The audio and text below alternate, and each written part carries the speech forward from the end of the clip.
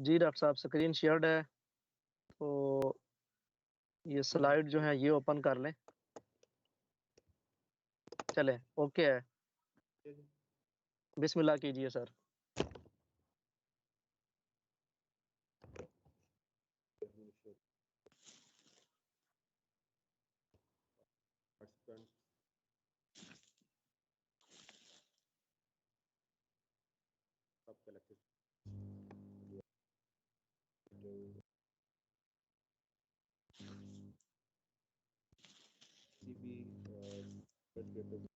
Doctor Iftikhar साहब, आपकी आवाज़ नहीं आ रही। आई थिंक कोई अगर साथ टीवी है या कोई और डिवाइस है तो उसको ऑफ कीजिए।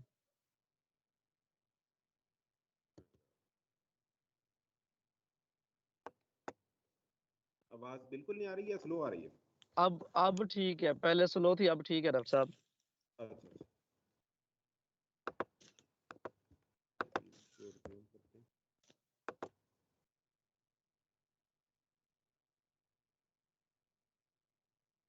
जी, वेलकम बैक जी। हम बात कर रहे थे कि अभी मुझे पहले आप डॉक्टर अब्दुल साहब का लेक्चर सुन रहे थे टाइटल और इंट्रोडक्शन के हवाले से। इसके बाद किसी भी रिसर्च पेपर में जो सेकंड मोस्ट इम्पोर्टेंट पोर्शन होता है या सेक्शन होता है वो मटेरियल्स एंड मेथड्स का होता है। वैसे तो ये सेकंड आता है, इंट्रोडक्शन के बाद आता है, बल्कि अगर हम कहें कि एब्स्ट्रैक्ट फिर आएगा, फिर इंट्रोडक्शन आएगा और फिर उसके बाद मटेरियल्स एंड मेथड्स आएगा। लेकिन इम्पोर्टेंस के एतबार से ये द मोस्ट इम्पोर्टेंट और द मोस्ट क्रिटिकल पोर्शन होता है किसी भी रिसर्च पेपर का, क्योंकि यही वो पोर्शन होता है जिसमें आप बताते हैं कि आपने क्या काम किया है, कैसे किया है और क्यों किया है। सारी जो भी आपका एक रिसर्च कंडक्ट करने का मकसद होता है और रिसर्च कंडक्ट करने का जो तरीका होता है वो तमाम का तमाम आप इस सेक्शन में बताते हैं। तो इसलिए आपके जो भी आपने रिसर्च कंडक्ट किया उसकी कम्युनिकेशन बेहतर अंदाज में जो रीडर तक पहुंचाना, या उससे पहले आप जिस जर्नल में उसको सबमिट करवा रहे हैं उसके एडिटर तक या उसके जो रिव्यूअर तक आप अपने अच्छे अंदाज से उसको पहुंचा पाएंगे, तभी आपका जो है वो रिसर्च पेपर कंसिडर होगा। इसलिए जो है ये मोस्ट क्रिटिकल सेक्शन है। और दूसरा ये है कि आपके रिसर्च वर्क की रिलायबिलिटी को शो करता है। यानी अगर आपने जो मेथड्स यूज़ किए हैं, जो मटेरियल यूज़ किया है, जो स्टैटिस्टिकल एनालिसिस किए हैं, तो वो अगर उनमें कोई खामी है, कोई कमी है, तो उससे ज़ाहिर ये होगा कि आपका जो वर्क है, साइंटिफिक वर्क, वो रिलायबल नहीं है। तो ये सेक्शन जितना अच्छी तरह से आपने लिखा हुआ होगा और जितना क्लियरली कम्युनिकेट किया हुआ होगा, उतना ही अच्छा तौर पर आपका जो काम है वो रिलायबल साबित किया जाएगा। और जो पीयर रिव्यूअर्स होते हैं, यानी जब आप पेपर अपना सबमिट करवाते हैं किसी भी जर्नल में, तो जो एडिटर होता है वो आपका मैन्युस्क्रिप्ट जो है वो किसी रिव्यूअर को भेजता है जो आपसे फील्ड से लिंक ही होते हैं। यानी किसी यूनिवर्सिटी में प्रोफेसर होंगे या असिस्टेंट प्रोफेसर होंगे, एसोसिएट प्रोफेसर होंगे, यानी वो टेक्निकली आपके फील्ड से रेलिवेंट होंगे। तो वो जब आपके पेपर को देखेंगे तो सबसे जो मेन इंपॉर्टेंस वो देंगे वो आपके मटेरियल्स एंड मेथड्स को देंगे, इसलिए भी ये इम्पोर्टेंट हो जाता है। तो इसलिए अगर आप अपना मटेरियल्स एंड मेथड्स का जो सेक्शन है वो अगर आपका पुअर होगा, उसमें कोई कमी कुताही होगी, वो आपने जो है वो उसको अच्छी तरह से कम्युनिकेट नहीं किया होगा, या उसमें कोई चीज़ मिस कर दी, या कोई इंपॉर्टेंट इन्फॉर्मेशन आपने जो चाहिए थी उसको एलेबोरेट करने के लिए पूरे सेक्शन को वो आपने नहीं दी, तो या उसमें कोई एम्बिग्युइटी रह गई, तो उस इस सारी जो चीज़ है उससे एक बैड इम्पैक्ट जाएगा रिव्यूअर के ऊपर, और रिव्यूअर आपका जो पेपर जो है वो रिजेक्ट कर सकता है। तो इसलिए ये one of the most important section है। अब इसमें सबसे पहले मटेरियल्स में आ जाता है कि मटेरियल्स में क्या कुछ आता है। एक इससे पहले एक तो ये बात है कि मटेरियल्स एंड मेथड्स जो है वो आप मुख्तलिफ रिसर्च पेपर्स में देखेंगे तो इनका नाम डिफरेंट हो सकता है। बाज़ का सिर्फ मेथड्स लिखा होता है, बाज़ का सिर्फ जो है वो मटेरियल एंड मेथड्स लिखा होता है, या कोई और इससे रेलिवेंट टर्म यूज़ की जा सकती है। लेकिन ये जब आप कोई भी मैन्युस्क्रिप्ट लिख रहे होंगे तो आप सबसे पहले तो ये जब डिसाइड कर लेते हैं कि मैंने इस जर्नल में पेपर जो है वो सबमिट करवाना है, तो आप उसके जो फॉर्मेट होगा उसके मुताबिक ही लिखेंगे। यानी अगर वो अपने फॉर्मेट में मटेरियल्स एंड मेथड्स का टर्म यूज़ कर रहे हैं तो आप वही यूज़ करेंगे। तो उसमें आप मटेरियल्स में क्या कुछ आता है, सबसे पहले जो है वो, अगर आप बायोलॉजिकल साइंसेज में काम कर रहे हैं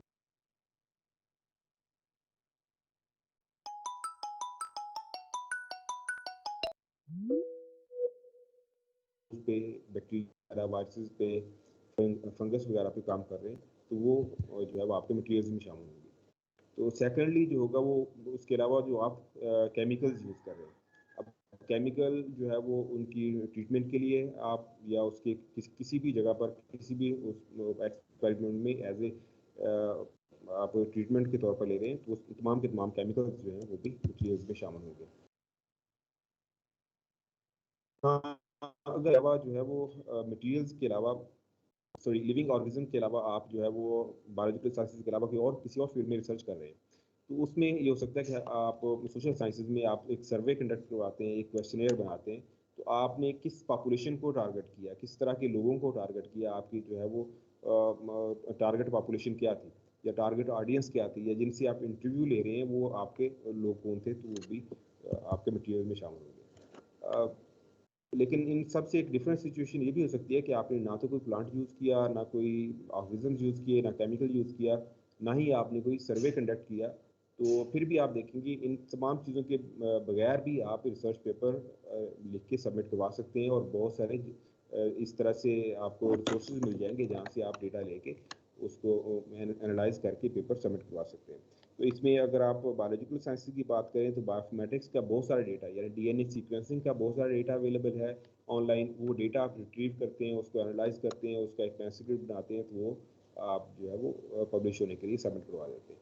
तो वो उस वक्त जो आप जब इस तरह का काम कर रहे होंगे, तो फिर आपके पास जो है वो लिविंग ऑर्गेनिज्म या केमिकल या पर्सन या इक्विपमेंट्स वगैरह वो चीज़ें नहीं होती, बल्कि आपने फिर डेटा सोर्स मेंशन करना होता है, यानी आपने या अगर आप जो है वो सोशल साइंसेज में भी काम कर रहे हैं, तो वहाँ पे भी आप जो डेटा जो है वो ऑनलाइन आपको मिल सकता है या किसी आप एजेंसी से डेटा ले सकते हैं, तो वो सोर्स आप वहाँ पे लाजमी तौर पर वहाँ पे मटीरियल्स में शामिल होगा। इसके बाद आ जाते हैं हम मेथड्स के हवाले से कि मेथड्स में क्या आता है। तो मेथड्स में सबसे पहले जो है वो मेनली तो ये है कि आपने रिसर्च कंडक्ट कैसे की है, ठीक है। अब उसके अंदर फिर डिटेल्स हैं कि सबसे पहले आपने स्टडी डिज़ाइन कौन सा यूज़ किया है। आप जिस तरह हम जो है वो स्टैटिस्टिकल, इससे मुराद स्टैटिस्टिकल डिज़ाइन है, आपने CRD यूज़ किया है, RCBD यूज़ किया है, तो आप जो भी स्टैटिस्टिकल डिज़ाइन यूज़ किया है या थ्योरेटिकल फ्रेमवर्क यूज़ किया है, यानी जो सोशल साइंसेज में थ्योरेटिकल फ्रेमवर्क यूज़ होते हैं, तो उसको आप वहाँ पे वाज़ेह तौर पर मेंशन करेंगे। और इसके अलावा जो है वो स्टडी सेटिंग्स जो हैं, यानी जो स्टडी सेटिंग से मुराद ये है कि जहाँ पे आप एक्सपेरिमेंट कंडक्ट कर रहे हैं वो उसका एनवायरनमेंट क्या है, किस तरह के एनवायरनमेंट में आपने जो एक्सपेरिमेंट लगाया और लोकेशन क्या है। तो अगर आप एम्पिरिकल एक्सपेरिमेंट कर रहे हैं, अगर आप सोशल साइंस का कोई एक्सपेरिमेंट कर रहे हैं, तो आपकी टारगेट ऑडियंस आपकी किस इलाके से थी, किस रेस से थी, किस जो है वो नस्ल से थी, तो उनका बैकग्राउंड क्या था, वो सारी की सारी डिटेल्स जो है वो एक्सपेरिमेंटल सेटिंग की या स्टडी सेटिंग की वहाँ पे देंगे। तो उसके बाद डेटा का सोर्स क्या है, यानी आप किस तरह से आपने डेटा इकट्ठा किया है, कहाँ से डेटा लिया है, अगर आप डायरेक्टली ऑब्जर्वेशन से लिया है या किसी और सोर्स से आपने लिया है, वो भी मेंशन करेंगे। इसके बाद आप जो है वो पॉपुलेशन जो है वो किस तरह की स्टडी की है, यानी वो पॉपुलेशन अगर आपने जैसे आप प्लांट साइंसेज में काम कर रहे हैं या प्लांट ब्रीडिंग में काम कर रहे हैं, तो उसमें आपने अगर मैपिंग पे काम कर रहे हैं, तो मैपिंग पॉपुलेशन आपने कैसे डेवलप की है, तो उसको डेवलप करने का जो तरीका है वो भी आप उसमें वहाँ पे मेंशन करेंगे। तो उसके बाद जो है वो पांचवी चीज़ यहाँ पे आ जाएगी स्टडी पीरियड, यानी जो आपने स्टडी कंडक्ट की है ये आपने किस वक्त कंडक्ट किया है और इसको कितना अरसा लगा है। एक तो ये भी, और दूसरा आप उसके सब स्टेप्स में भी जाएंगे, तो हर एक छोटे से छोटा काम भी जो आपने उसमें किया है, तो उसमें आप टाइम लाइन के हवाले से भी मेंशन करेंगे कि किस काम को कितना टाइम लगेगा। तो इसकी इंपॉर्टेंस क्या है वो हम आगे जाके देखें। अच्छा, इसमें एक और बहुत इंपॉर्टेंट चीज़ आ जाती है सैंपल साइज और सैम्पलिंग मेथड की, यानी आपके पास जब आप एक्सपेरिमेंट कंडक्ट कर रहे हैं, तो आपके पास एक बहुत बड़ी पॉपुलेशन है जिससे आपने डेटा लेना है। अब जाहिर है बात का ऐसा होता है कि एक बहुत बड़ी पॉपुलेशन से आप सारे के सब इंडिविजुअल्स का डेटा नहीं ले सकते, बल्कि उसकी सैम्पलिंग करते हैं, एक ऐसी सैम्पलिंग करते हैं जो कि उसकी रिप्रेजेंटेटिव हो तमाम के तमाम पॉपुलेशन की। तो उसके लिए आपने सैंपल साइज क्या चूज़ किया और उस सैम्पलिंग का मेथड क्या था, ये भी आप क्लियरली उस सेक्शन में मेंशन करेंगे। और फिर ये आता है कि इंक्लूजन और एक्सक्लूजन क्राइटेरिया, यानी आप जब डेटा कलेक्ट कर रहे होते हैं, तो उसमें आप किसी भी डेटा पॉइंट को या किसी भी इंडिविजुअल जिससे आप डेटा ले रहे हैं, या मेजर कर रहे हैं तो उसको आप बाज़ इंक्लूड करते हैं या एक्सक्लूड करते हैं। यानी आप यूँ कह लें कि डाटा क्वालिटी को कंट्रोल करने के लिए डाटा कलेक्ट कर लिया, उसके बाद आपने डाटा क्वालिटी को कंट्रोल करना है, उसको एनालाइज करना है। तो उसके लिए आप कुछ वैल्यूज़ को इंक्लूड कर रहे हैं या कुछ को एक्सक्लूड कर रहे हैं, तो उसका क्राइटेरिया क्या है वो भी आपको क्लियरली मेंशन करना होता है। और प्रोसीजर जो डेटा कलेक्शन का वो क्या था, यानी उसके लिए आपने इक्विपमेंट्स कौन सा यूज़ किया, आपने उसको कैसे रिकॉर्ड किया, आपने उसके लिए यूनिट्स क्या यूज़ किए, वो सारी की सारी चीज़ें जो है वो आप उसमें मेंशन करेंगे। इसके बाद फिर आ जाता है डेटा एनालिसिस। आपने डेटा कलेक्ट कर लिया, उसके बाद उसको एनालाइज कैसे किया, आपने कौन से स्टैटिस्टिकल मेथड्स यूज़ किए उसको एनालाइज करने के लिए, वो आप क्लियरली मेंशन करेंगे वहाँ पे, और उनकी जो है वो साइटेशंस भी देंगे ताकि जो रीडर जो है उसको पता चल सके कि आपने कौन सा मेथड यूज़ किया। फिर उसमें टेस्ट ऑफ सिग्निफिकेंस, यानी आपका जो डेटा आप यूज़ कर रहे हैं तो उसको उसकी सिग्निफिकेंस लेवल को देखने के लिए ये वो डेटा जो है वो सिग्निफिकेंट है या नॉन सिग्निफिकेंट है, उसके लिए आपने टेस्ट कौन सा यूज़ किया, यानी जी टेस्ट है या डी टेस्ट है, तो या उसमें जो है वो कोई भी सिग्निफिकेंस का ये स्टैटिस्टिकल टेस्ट जो होते हैं तो वो भी आपने क्लियरली मेंशन करना होता है। इसके अलावा जो है वो सिग्निफिकेंस लेवल, यानी जो आप टेस्ट यूज़ कर रहे हैं उसका सिग्निफिकेंस लेवल क्या है, यानी जो है वो जिसे हम पी वैल्यू कहते हैं, तो वो भी आप उसमें मेंशन करेंगे। अब देखेंगे इसमें जो मेडिकल साइंसेज हैं उसमें पी वैल्यू जो है वो और होती है, और जो प्लांट साइंसेज हैं या दूसरी जो एम्पिरिकल साइंसेज है उसमें पी वैल्यू और होती है। तो इसलिए आप जो भी यूज़ की होगी पी वैल्यू उस स्टैटिस्टिकल टेस्ट में उसको क्लियरली मेंशन करेंगे। इसके बाद जो है वो एथिकल कंसिडरेशंस है, यानी अगर आप एनिमल्स यूज़ कर रहे हैं ख़ासतौर पर अपने मेडिसिनल मेथड्स में या इंसानों के ऊपर आप कोई एक्सपेरिमेंट कर रहे हैं, तो आपको क्लियरली मेरा होता है कि ये एथिकली इसकी इजाज़त है आपको या नहीं है, यानी कि इसमें कोई इलीगल चीज़ इन्वॉल्व नहीं है, एथिकली इसमें कोई मसला तो नहीं है।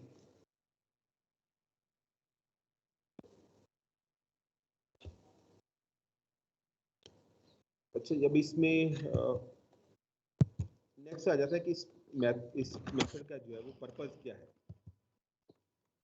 पर्पस जो है वो मटेरियल्स एंड मेथड्स या किसी भी रिसर्च आर्टिकल में वो ये उसकी दो चीज़ें मेन होती हैं, वैलिडिटी और रिप्रोड्यूसिबिलिटी, यानी जो आप काम कर रहे हैं उसकी वैलिडिटी, उससे पता चले कि वाकई ये वैलिड काम है, ये ऐसे ही हो सकता है, ऐसा किया जा सकता है, और अगर ऐसा किया जाए तो उससे ऐसे रिजल्ट्स दोबारा से लिए जा सकते हैं, यानी ये रिप्रोड्यूसिबल है। अगर आप कोई ऐसा काम कर रहे हैं जो कि रिप्रोड्यूसिबल नहीं है, यानी जो दोबारा अगर कोई भी दूसरा साइंटिस्ट, कोई भी दूसरा रिसर्चर किसी और जगह पर अगर उसको वही काम रिपीट करता है उन्हीं मेथड्स के जरिए से, उसी तरीके से, उसी मटेरियल को लेके जिस तरह से आपने किया है, और उस तरह के रिजल्ट्स वो नहीं ले पाता, तो इसका मतलब है वो रिप्रोड्यूसिबल नहीं है। तो इसलिए जो है वो आप इसमें जो चीज़ें मेंशन करते हैं कि आपने इसमें क्या काम किया है, इसमें आपने इसको कैसे कंडक्ट किया है, और फिर आप बता दें कि इसको आपने क्यों कंडक्ट किया है। यानी ये चीज़ें आप डिटेल में देते हैं, और डिटेल इस तरह से देनी होती है कि जो रीडर है वो क्लियरली समझ सके कि आपका काम जो है वो आपने किस तरह से किया है, और अगर उन्हीं स्टेप्स को फॉलो करके वो दोबारा से वो काम कर सके और उसी तरह के रिजल्ट्स ले सके। अब आते हैं कि आप इसको जो है वो लिखेंगे कैसे। तो लिखने के लिए इसमें यह है कि इसमें आपने जो भी एक्सपेरिमेंट कंडक्ट किए हों उसकी डिटेल्स आपने इस तरह से देनी है कि वो स्टेप वाइज डिटेल हो, और पढ़ने वाला उसको इस हद तक समझ सके कि वो खुद उसको दोबारा रिपीट करना चाहे एक्सपेरिमेंट को तो कर सके। तो इसके लिए एक तरीका ये हो सकता है कि जब आप लिख रहे हो तो एक सेक्शन आप लिख के आप, यानी एक एक्सपेरिमेंट की आपने डिटेल्स मटेरियल्स एंड मेथड्स में लिखी, तो आप अपने किसी कोलीग को कह सकते हैं कि आप इसको पढ़ के बताएं कि ये क्या रिपीटेबल है, यानी ये पढ़ के जो है कि आपको समझ आ सकती है, आती है कि आप इसको रिपीट कर सकते हैं, रिप्रोड्यूस कर सकते हैं, तो इस तरह से आप उसकी वैलिडिटी चेक कर सकते हैं। तो इसलिए अगर जो है वो पीयर रिव्यूअर जो है जो आपका मैन्युस्क्रिप्ट रिव्यू कर रहा है, अगर उसको इसमें डाउट हो कि आपका जो मटेरियल्स एंड मेथड्स है जो आपने यूज़ किया उसमें पेपर में, जिस तरह से आपने उसको मेंशन किया वो रिप्रोड्यूसिबल नहीं है, वो रिपीट नहीं किया जा सकता, तो आपका जो आर्टिकल है वो रिजेक्ट हो जाएगा। और आप जो मेथड्स का जो एक तो ये होता है कि बहुत सारे पेपर में आप देखेंगे कि मटेरियल्स एंड मेथड्स का एक मेन हेडिंग होगी, उसके बाद जो है एक पैराग्राफ की फॉर्म में, एक या दो पैराग्राफ की फॉर्म में उन्होंने डिटेल्स वहाँ पे दी होगी। लेकिन आपने बहुत सारे रिसर्च पेपर्स में देखेंगे कि उसको आप सब हेडिंग्स में भी डिवाइड कर सकते हैं, यानी मटेरियल्स, फिर मेथड्स, और मेथड्स में भी आपने मुख्तलिफ अगर उस उसमें टेक्निक्स यूज़ किए हैं, मुख्तलिफ इक्विपमेंट्स यूज़ किए हैं, तो उसमें भी आप स्टेप वाइज उसको सब हेडिंग में डिवाइड कर सकते हैं। और उसके बाद आप एक्सपेरिमेंटल डिज़ाइन आपने कौन सा यूज़ किया है, इसका पहले भी हमने जो इस पर बात कर चुके हैं कि आपने स्टैटिस्टिकल डिज़ाइन RCBD यूज़ किया है जो है, या उसमें CRD यूज़ किया है, आपने लैब कंडीशंस में एक्सपेरिमेंट या कंट्रोल कंडीशंस में एक्सपेरिमेंट कंडक्ट किया है, या फील्ड कंडीशन में एक्सपेरिमेंट कंडक्ट किया है, तो उसको भी आप वहाँ पे डिटेल में लिखेंगे। आप इसमें अक्सर ये होता है कि बहुत सारे स्टूडेंट्स ये करते हैं जब वो रिजल्ट्स इसमें sorry methods materials and methods का सेक्शन लिख रहे होते हैं, तो उसमें कुछ रिजल्ट्स इंक्लूड करना शुरू कर देते हैं। यानी एक मेथड लिखा कि हमने ये मेथड उसमें ये काम इस मेथड से किया था और ये मटेरियल यूज़ किया था, तो इसका ये रिजल्ट आया। तो मटेरियल्स एंड मेथड्स में आपने रिजल्ट्स जो हैं वो इंक्लूड नहीं कर रहे। मटेरियल्स एंड मेथड्स में सिर्फ आपने ये बताना है कि आपने मटेरियल क्या यूज़ किया और उसको उसके ऊपर किस तरह से उसको रिसर्च कंडक्ट किया। और इसमें यह है कि आपने ये सारा काम चूंकि आप पहले से कर चुके होंगे और आप इसको रिपोर्ट करने जा रहे हैं, तो इसको पास्ट टेंस में आप लिखेंगे कि ये हम काम कर चुके हैं, यानी ये काम ऐसे किया गया था, this material was used and this is how it was done. तो आप इसको जो है वो पास्ट टेंस में इसको मेंशन करेंगे। और उसके बाद ये है कि आपने जो भी एक्सपेरिमेंटल एनिमल्स यूज़ किए हैं या प्लांट्स यूज़ किए हैं, माइक्रो ऑर्गेनिजम्स है, तो उनका आप आइडेंटिफिकेशन जो है वो लाजमी तौर पर वाज़ेह तौर पर उस पर लिखेंगे। यानी आइडेंटिफिकेशन से मुराद क्या है कि उसका साइंटिफिक नेम क्या है, उसका जीनस अगर स्पीशीज़ या स्ट्रेन जो है ये वो उसको वाज़ेह तौर पर लिखेंगे। ऐसा नहीं होगा कि आप उसका कॉमन नेम लिखते हैं, हो सकता है कि कॉमन नेम जो आपके रीजन में या आपके एरिया में जो कॉमन नेम उसका समझ में जाता हो, वो दूसरे एरिया में वो ना हो। तो साइंटिफिक कम्युनिकेशन में ज़रूरी है कि आप जो भी मटेरियल यूज़ करें उसका साइंटिफिक नेम जो है वो क्लियरली मेंशन हो।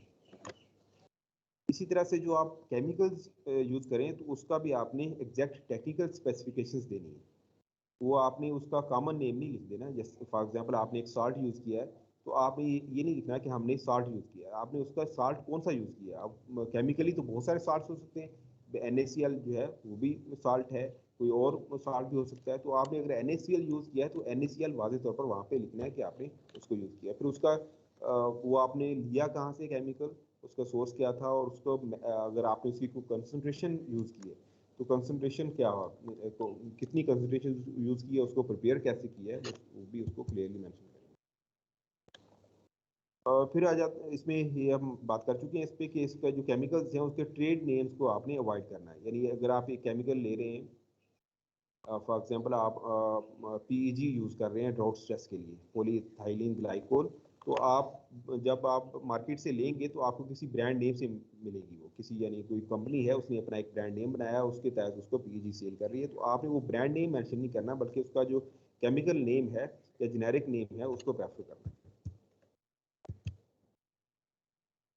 अच्छा, इसमें लिखते हुए ये होता मेथड्स लिखते हुए ये होता है कि अगर आपने कोई ऐसी टेक्निक यूज़ की है, कोई ऐसा मेथड यूज़ किया है कि जो आप पहली दफ़ा कर रहे हैं, यानी कि आपसे पहले किसी ने भी उस तरह का मेथड यूज़ नहीं किया, उस तरह की टेक्निक यूज़ नहीं की, तो वो आप इस तरह की मेथड को थॉरोली वहाँ पे डिटेल में लिखेंगे। यानी उसका एक एक स्टेप जो है वो आप क्लियरली वहाँ पे डिटेल में मेंशन करेंगे। लेकिन अगर आप जो मेथड यूज़ कर रहे हैं वो प्रीवियसली पहले कोई साइंटिस्ट यूज़ कर चुके हैं, आप उसी की इंस्ट्रक्शंस को या उसी के स्टेप्स को फॉलो कर रहे हैं, तो आप जो है वो उसकी डिटेल को देना मेंशन करना लाजमी नहीं है, सिर्फ आप उसका रेफरेंस दे देंगे। इसकी एग्जांपल देखेंगे, अगर फॉर एग्जांपल आप जो है वो प्लांट साइंसेस पे कर रहे हैं काम, आप DNA एक्सट्रैक्ट कर रहे हैं, तो DNA एक्सट्रैक्शन का यानी ये तो आप पहली दफ़ा तो नहीं कर रहे, आप बहुत सारे लोग पहले इस पे कर चुके हैं। अगर आप उसी तरह का मेथड फॉलो कर रहे हैं, for example CTAB method follow कर रहे हैं, तो आप लिखेंगे DNA was accepted by CTAB method as previously described by ABC et, यानी कोई भी जो भी उसमें साइंटिस्ट होगा जिसने पहले से काम किया होगा, तो आप उसका काम उस पर रेफर कर देंगे। अब इसमें ये है कि आपने जो है वो उसको रेफर करते हुए लाजमी तौर पर एक तो उसका साइटेशन वहाँ पे लाजमी दे देनी है, और तीसरा उसकी जो अगर आपने कोई मॉडिफिकेशन की है, यानी आप फॉलो तो कर रहे हैं जो पहले से एक प्रीवियसली पब्लिश्ड मेथड था, लेकिन आपने अपने एक्सपेरिमेंटल सेटिंग्स के हवाले से उसमें कोई मॉडिफिकेशन किया, तो वो मॉडिफिकेशन भी आप लाजमी मेंशन करेंगे।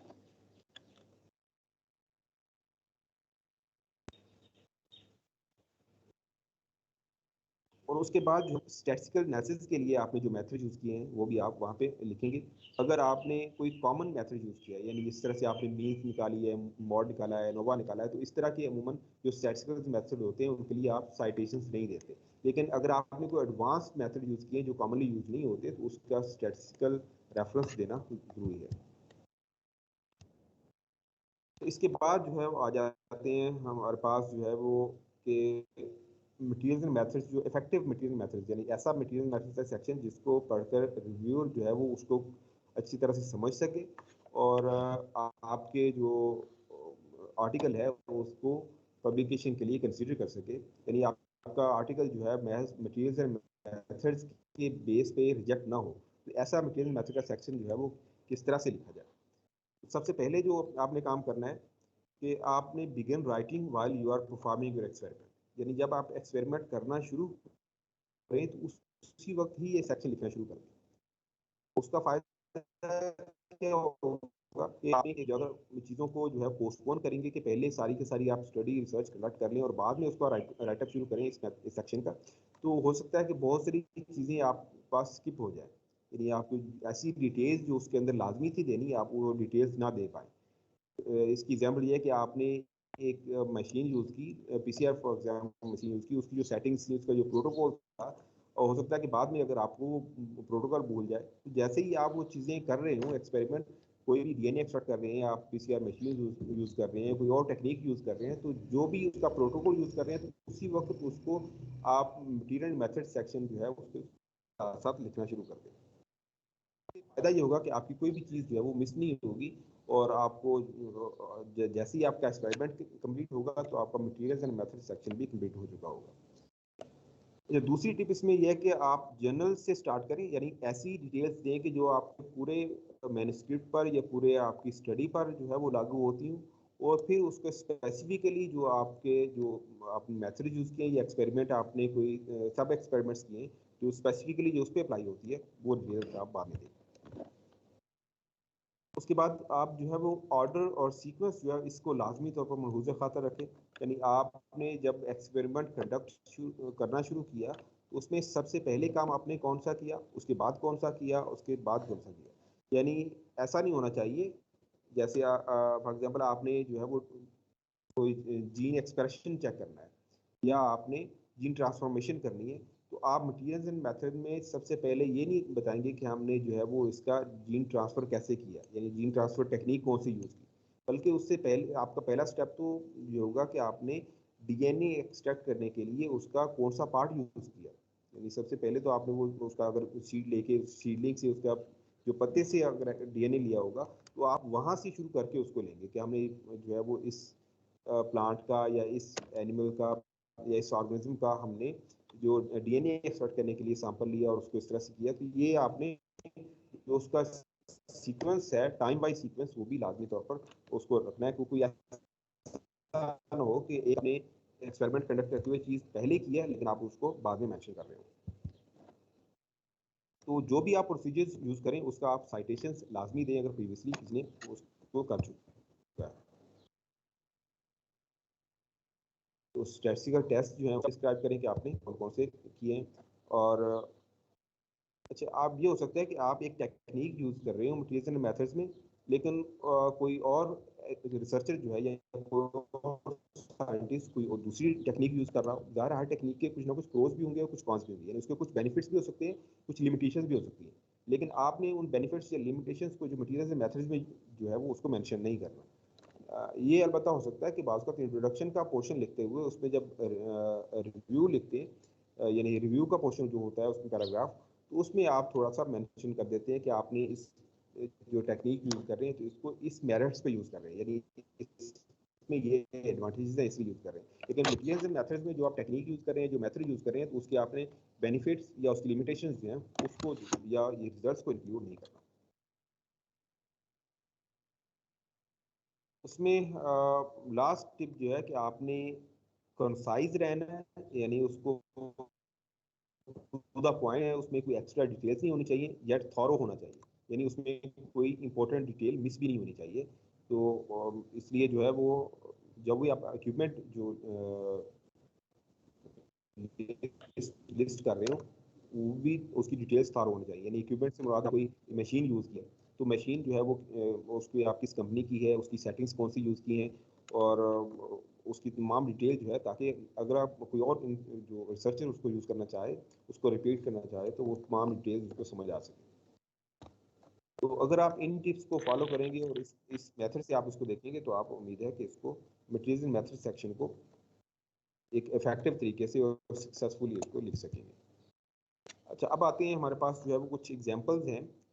ये मैंने आपको शो हो रही होंगी मटेरियल मेथड्स का एक पब्लिश पेपर से मैंने लिया है। तो इसमें सबसे पहले आप देखेंगे उन्होंने मटेरियल मेथड्स में मैपिंग पॉपुलेशन जो है वो उनके एक मटेरियल्स में उस पे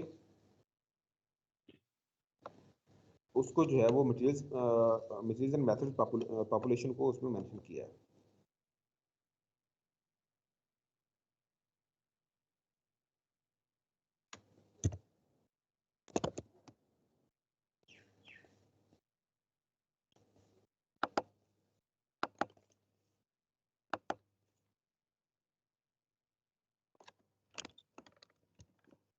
जी, आपको आवाज़ तो आ रही है ना सबको?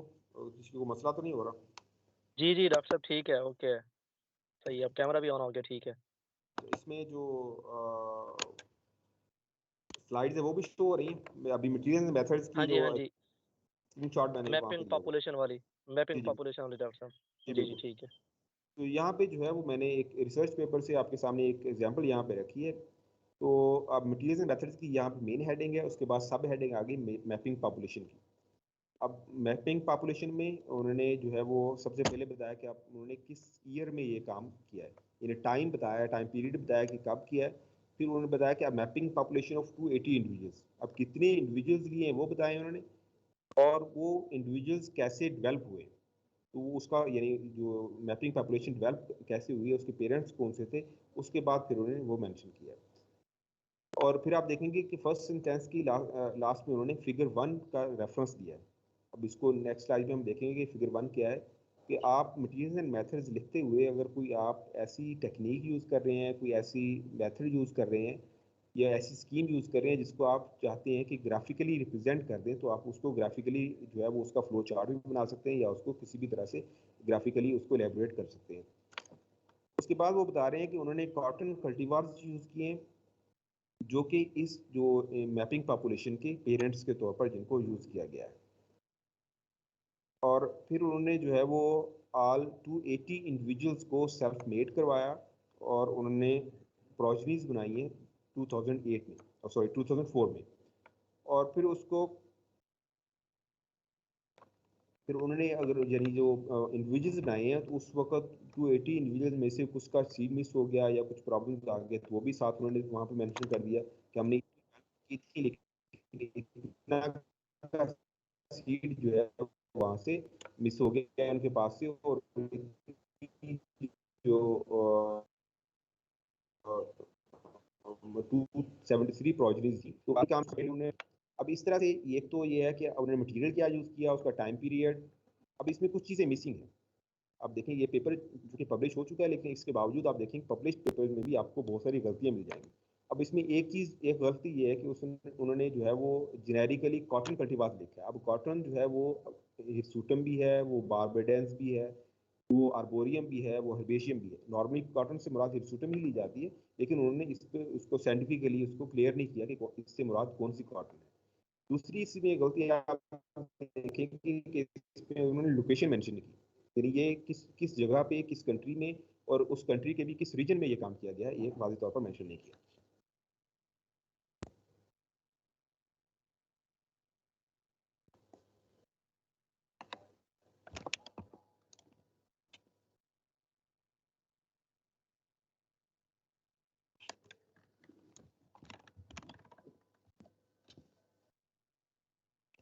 अब हम जो है वो, अच्छा ये चीज़ें आपने देख ली। इसमें जो है वो मटेरियल मेथड सेक्शन में कौन कौन सी चीज़ें किस तरह से देनी है, और ये मैंने आपको यहाँ से बता भी दिया कि इस सेक्शन में जो है वो क्या क्या चीज़ें मिसिंग हैं। अच्छा, इसमें जैसे मैंने बताया कि इस साइड में उन्होंने फिगर 1 की एक रेफरेंस दिया हुआ था, तो जो मैपिंग पॉपुलेशन उन्होंने डेवलप की तो उसके अंदर जो है वो कौन कौन से हाइब्रिड यूज़ किए, उनको यहाँ पे उन्होंने एक ग्राफिकल रिप्रेजेंटेशन उसकी दी है। और उसके बाद उन्होंने F1 और उसके 4 वे क्लासेस करवाए। वो सारी की सारी जो इस तरह से आप कोई भी टेक्निक यूज़ कर रहे हो, कोई मेथड यूज़ कर रहे हो जिसका आप ज़रूरी समझते हो कि फ्लो चार्ट के फॉर्म में या किसी भी और तरीके से उसकी ग्राफिकल रिप्रेजेंटेशन जो है वो दी जानी चाहिए मटेरियल मेथड्स में, या वो देने से जो है आप अपनी जो बात है उसको ज़्यादा बेहतर तरीके से पहुँचा सकते हैं, तो वो भी आप उसको कर सकते हैं, बल्कि उसमें करना चाहिए। अब ये एक और पेपर से एग्जांपल ली गई है, मटेरियल्स एंड मेथड्स। अब इसमें ऑफ मटेरियल सबसे पहले इसमें जो सब हेडिंग है पहली। अब इसमें आप देखेंगे कि उन्होंने बताया कि कॉटन और साथ में ब्रैकेट में एक सीपीएम हिस्सूटम, उसका कल्टीवार जो है वो कोको 312। ये आप उसमें क्लियरली उन्होंने उसको आइडेंटिफिकेशन की है, जो हमने पहले डिस्कस किया था कि जब मटेरियल मेथड में जो भी आप चीज़ यूज़ कर रहे हो, प्लांट्स यूज़ कर रहे हो, एनिमल यूज़ कर रहे हो, माइक्रोब्स हूँ, तो उसकी साइंटिफिक आइडेंटिफिकेशन क्लियर होनी चाहिए। तो यहाँ पे उन्होंने क्लियरली उसको मेंशन किया है कि उसका जीनस, उसकी स्पीशीज और उसका कल्टीवार भी कौन सा यूज़ किया है। और फिर उसके बाद सीड्स उनके लिए, और सीड की फिर उन्होंने उसकी जो ट्रीटमेंट जो है वो कैसे कैसे की, किस तरह कौन से केमिकल यूज़ किए, कितने मिनट्स के लिए कौन सी ट्रीटमेंट दी, वो सारी की सारी चीज़ें यहाँ पे मेंशन की है। और इसके बाद जो है वो फिर अब चूंकि इन्होंने मेथड्स में बहुत सारी टेक्निक्स यूज़ की थी, अब उसकी उसकी फिर सब हेडिंग्स है कि RNA isolation and construction of cotton CDN libraries. अब इन्होंने आरएनए एक्सट्रैक्ट किया, उसकी लाइब्रेरीज बनाई। उसके बाद इनका जो है वो, इसके बाद जो नेक्स्ट उनका मेथड होगा कि उन लाइब्रेरीज का जो है वो सीक्वेंसिंग होगी, फिर सीक्वेंसिंग के बाद उनका डेटा एनालिसिस होगा। तो ये सारी चीज़ें जो है उनकी सब हेडिंग्स में आ जाएंगी। तो किसी भी सक्सेसफुल जो और इफेक्टिव मटेरियल मेथड सेक्शन में हर चीज क्लियरली मेंशन होनी चाहिए, और उसमें किसी तरह की कोई चीज मिस की जानी चाहिए, ताकि आपका जो है वो राइटिंग का कोई बैड इम्पैक्ट न पड़ सके। जी, ये था जी हमारा मटेरियल मेथड सेक्शन। इसमें देखा जाता है, मेरे को जाता है, और उसकी इफेक्टिवली उसकी कम्युनिकेशन के लिए किन किन चीज़ों का ख्याल रखना जरूरी है। तो अब आप लोगों की तरफ से कोई क्वेश्चन हो तो वो हम लोग। जी डॉक्टर जमनी साहब, आपको आ रही है आवाज़? जी जी डॉक्टर साहब, आपकी आवाज़ आ रही है। तो तमाम पार्टिसिपेंट्स के माइक्स इनेबल्ड हैं, तो जिसने अगर क्वेश्चन करना है तो वो आपसे कर सकता है।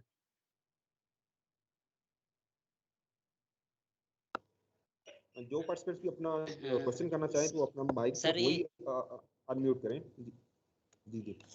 सर बाज़ दफ़ा हम रिजल्ट और मटेरियल एंड मैथड सेक्शन के दरमियान कंफ्यूजन का शिकार होते हैं। हमारे फंजाई ग्रो करते हैं तो उनकी ग्रोथ के जो रिजल्ट हैं वो हम रिजल्ट सेक्शन में तो शो कर देते हैं, लेकिन हम समझते हैं कि इसको मटेरियल एंड मैथड सेक्शन में भी होना चाहिए। तो क्या हम उसको रिपीट कर सकते हैं दूसरी दफ़ा? नहीं, दूसरी दफा पहले तो आप उसको मटेरियल मेथड सेक्शन में ही लिखेंगे ना, कि आपने जी सर। उसकी जो भी ग्रोथ कंडीशंस होंगी वो वहाँ पे मेंशन करेंगे, यानी ग्रोथ जी के सर। जो रिजल्ट्स आए हैं वो मेंशन नहीं करेंगे। जी सर। उसको रिजल्ट सेक्शन में, फॉर एग्जांपल आपने एक प्लांट जो है वो उसको ग्रो किया और उसको आपने स्ट्रेस दिया है, शॉर्ट स्ट्रेस दिया है, ड्राउट स्ट्रेस दिया है, वो जी आपने सर। प्लांट ग्रो कैसे किया है, उसकी ग्रोथ कंडीशंस क्या थी, और उसके जो है वो साथ साथ आपने उसको ट्रीटमेंट कैसे दिए, उस ट्रीटमेंट देने का जी। तरीका क्या था, वो सारा कहेंगे। लेकिन उससे इफेक्ट क्या आया प्लांट के ऊपर, यानी प्लांट ने जी। जी कैसे ग्रो किया, उसके ऊपर इफेक्ट क्या है, वो आप मेंशन नहीं करेंगे वहाँ पे, उसको आप रिजल्ट्स जी में ही सर। डिस्कस करेंगे। ठीक हो गया sir, thank you so much.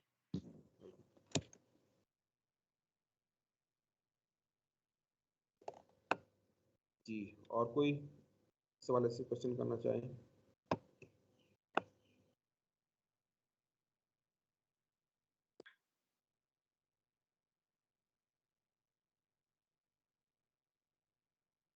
हाँ जी, और किसी का कोई क्वेश्चन हो पार्टिसिपेंट्स? Yes sir. अस्सलाम वालेकुम सर ऐसा डॉक्टर। है जैसे हम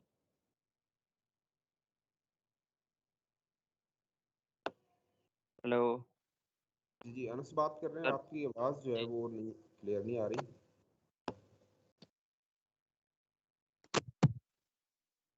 सर अब आवाज आ रही है? जी जी, आ रही है। सर ऐसा है जिस तरह हम अपना प्रोजेक्ट लगा देते हैं तो सर वो कंट्रोल एनवायरनमेंट है लेकिन जिस तरह वाइट हाउस वगैरह हैं अब वहाँ पर बारिश वगैरह आ जाती है तो हम इसको मटेरियल मेथड में इंक्लूड करेंगे या उसको रहने देंगे फिर? आपकी बात मैं क्लियरली समझ नहीं सका। सर जिस तरह आजकल हम प्रोजेक्ट्स लगा रहे हैं अपने अपने हाँ। तो हम चाहे वो कंट्रोल एनवायरनमेंट में लगा रहे हैं हम लेकिन जिस तरह बारिश का मौसम है तो बारिश आ जाती है या बहुत ज्यादा हवा चल पड़ती है तो इसको हम इंक्लूड कर सकते हैं मटेरियल मेथड में या नहीं करना? अगर तो आप फील्ड में लगा रहे हैं ना तो फिर आप उसको कंट्रोल एनवायरनमेंट कह ही नहीं सकते। फिर तो ठीक है आप सर। अगर कंट्रोल एनवायरनमेट कहेंगे तो फिर तो वो लैब कंडीशंस में होगा और कंट्रोल एनवायरनमेंट तभी आपको उसको डिक्लेयर करेंगे जब आप उसका सारे फैक्टर्स आपके कंट्रोल में होंगे। ठीक है ना। अगर तो आपको कोई फैक्टर्स उसके आपके कंट्रोल में नहीं है तो इसका मतलब वो कंट्रोल एनवायरनमेंट में नहीं है, इसका मतलब वो फील्ड में लगा हुआ है। तो फील्ड में जो भी चेंजेस आ रही हैं वो आपको वहाँ पे मेंशन करना होंगे, क्योंकि उससे आपका रिजल्ट जो है या ठीक। आपका जो डेटा है वो इफेक्ट होगा।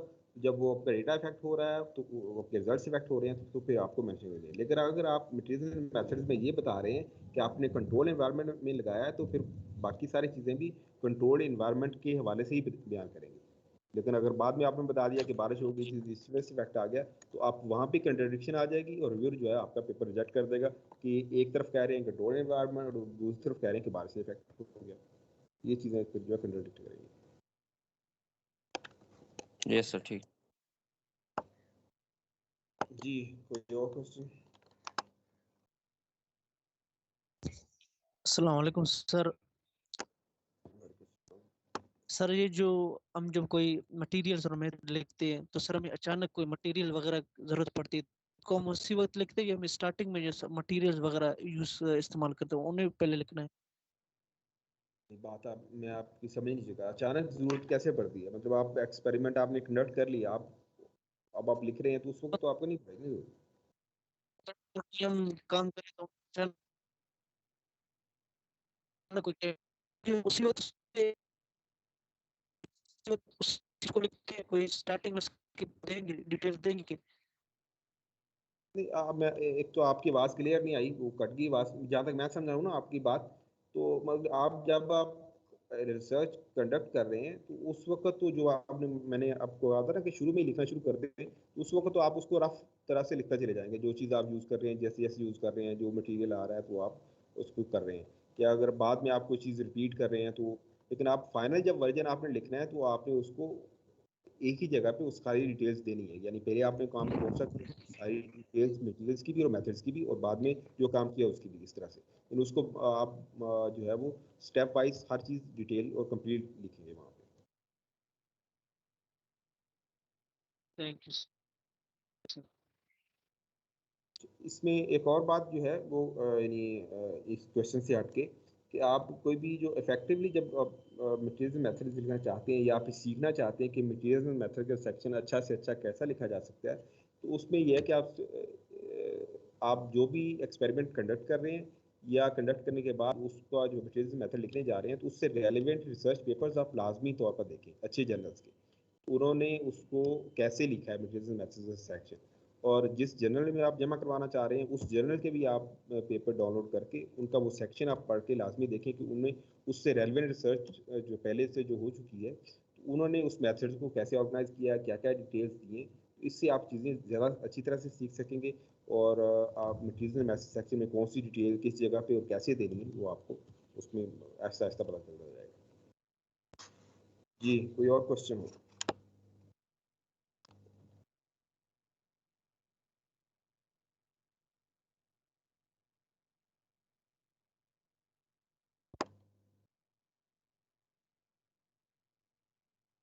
सर जैसे Sir, जी, वालेकुम सलाम। sir, how can I effectively use figures and tables to present my data in a scientific paper?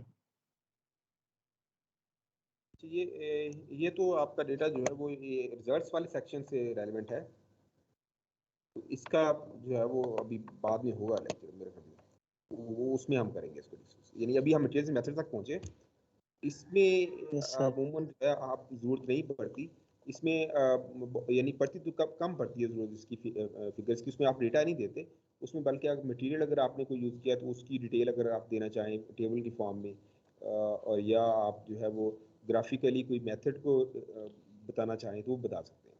बाकी जो रिजल्ट्स के हवाले से जो चीज़ें हैं, आप ग्राफ्स और फिगर्स वगैरह, तो वो उस नेक्स्ट लेक्चर में हम उसको डिस्कस करेंगे। Okay sir, thank you.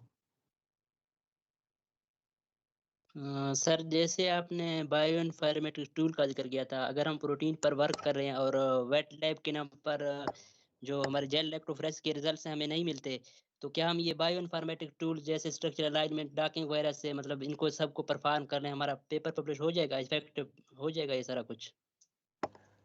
बिल्कुल हो सकता है। इस तरह से ये दो तरह के होते हैं ना काम, एक इन सिलिको होता है और एक जो है वो वेट लैब का एक्सपेरिमेंट होता है। इन सिलिको जी कहते हैं सर। कि आपने जो कंप्यूटर पर ही उसको जो सीक्वेंसेस वगैरह रिट्रीव करके उसके एनालाइज करके उसको आपने एक प्यूटेटिवली आपने एक रिजल्ट्स जनरेट करके दे दिए, ठीक है। जी सर और ठीक। अगर आपके पास वेट लैब की कंडीशन नहीं है तो ऐसे बहुत सारे पेपर पब्लिश होते हैं। जी सर ठीक हो गया, thank you so much.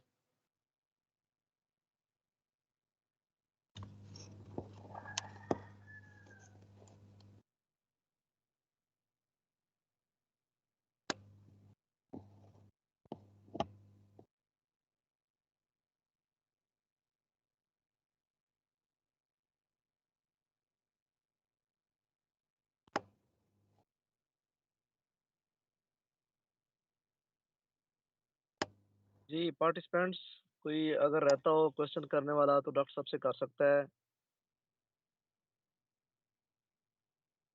I think doctor साहब कोई नहीं है। आई थिंक तमाम को अपने पॉइंट्स क्लियर हैं। आपका थैंक यू सो मच, आपने हमें ज्वाइन किया और बड़ा अच्छा सा ब्रीफ सा अपने मटेरियल एंड मेथड्स के बारे में बताया। तो उम्मीद है पार्टिसिपेंट्स को भी इस गोल्डन अपॉर्चुनिटी का बड़ा फ़ायदा हुआ होगा। तो नेक्स्ट लेक्चर शेड्यूल हमने ऑलरेडी डिस्कस किया हुआ है, इसमें ग्रुप में सेंड किया हुआ है, वो एक टेंटेटिव शेड्यूल है। तो जैसे ही टीचर्स की अवेलेबिलिटी या कुछ होता है तो वो हम बता देंगे।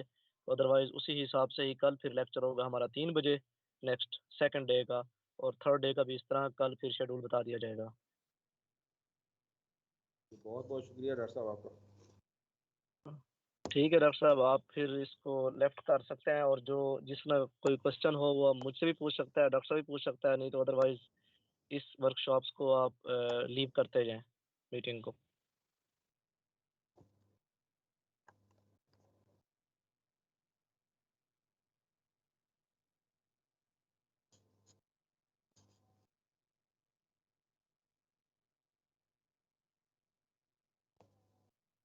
हाँ जी, वालेकुम सलाम।